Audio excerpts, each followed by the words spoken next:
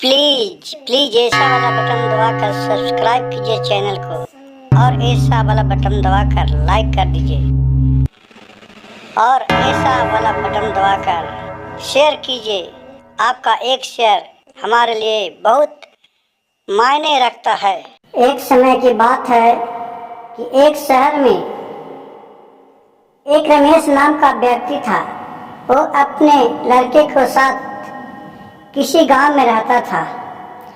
रमेश बहुत ही बिजनेसमैन था, साहूकार आदमी था।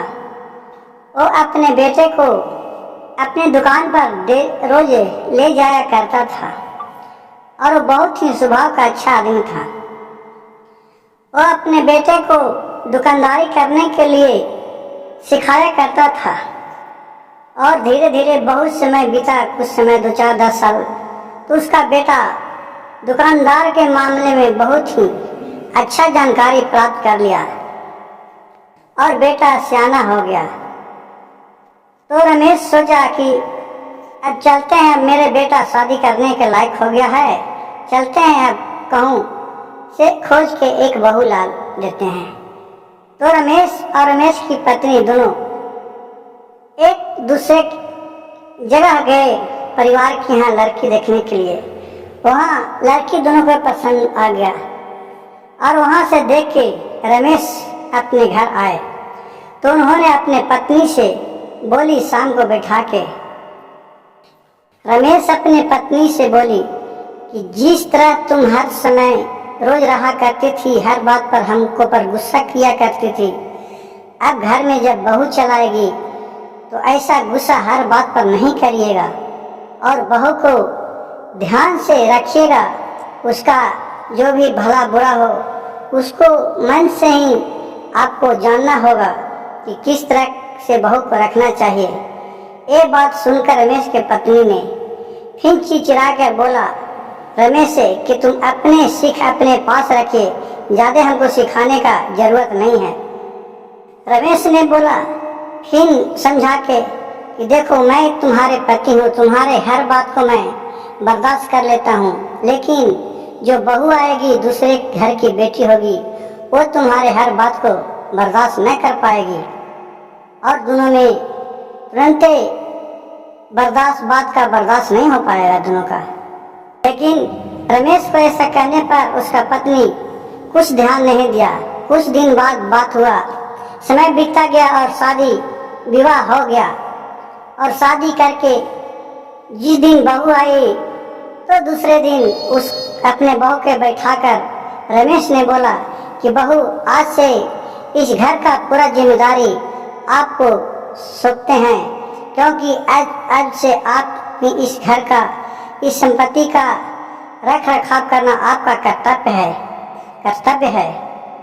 और इतना कहकर रमेश का बेटा अपने दुकान पर चला जाता है।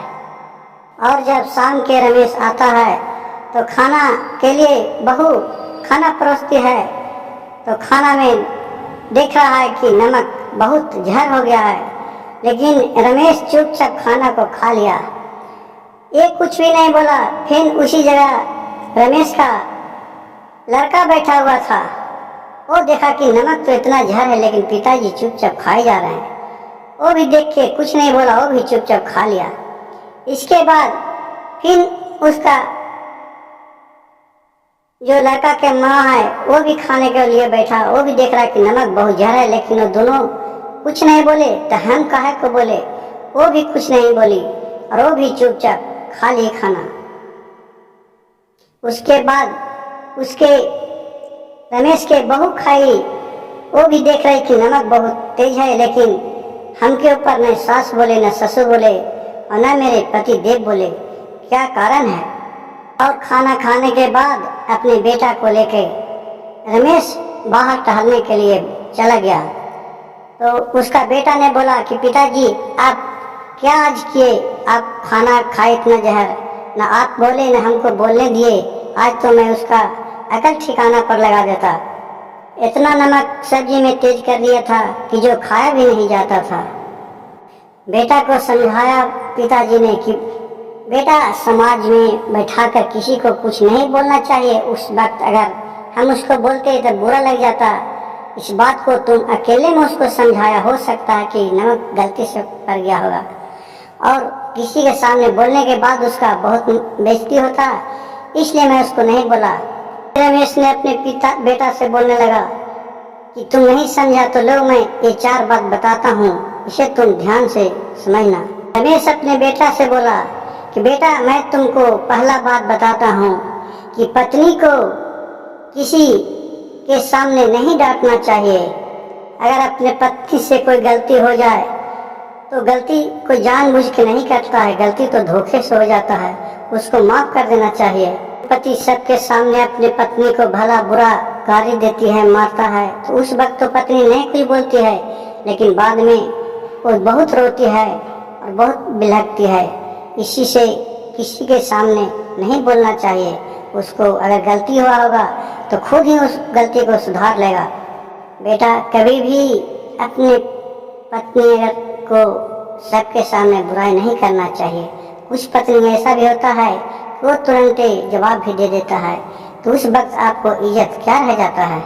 और बेटा, इस बात पर ध्यान रखना कि वो किसी और की बेटी रहती है जो तुम्हारे आज बहू बन जाती है, उसको किसी भी तरह का बीमारी हो गया, किसी तरह का और भी किसी तरह का हुआ, तो उसको दुख में हर पल तुमको साथ देना है, क्योंकि अगर उस वक्त तुम साथ नहीं देगा तो तुमको छोड़ के वो चला जाएगा और फिर तुम पर बहुत भारी बुढ़ापे में बीतेगा। इस पर तुम ध्यान देना। और गुरु भाई, गुरु बहन, शिव गुरु के कृपा से यह बताना चाहते हैं कि जो भी सच्चा मन से कमाया हुआ धन रहे उसी को ही हक में लगाना चाहिए। बाल बच्चा को परवरिश अच्छा करना चाहिए, लेकिन कुछ बाल बच्चा में भी कमी रहता है, कुछ जगह औरत में भी कमी रहता है, कुछ जगह मर्द में भी कमी रहता है। इस कहानी से हमें यह सीखने को मिलता है कि सभी के मन के बात जाने बिना किसी भी अनुचित कार्य न करे। और मेरा वीडियो अच्छा लगे तो चैनल को सब्सक्राइब करें, लाइक करें और शेयर कीजिए।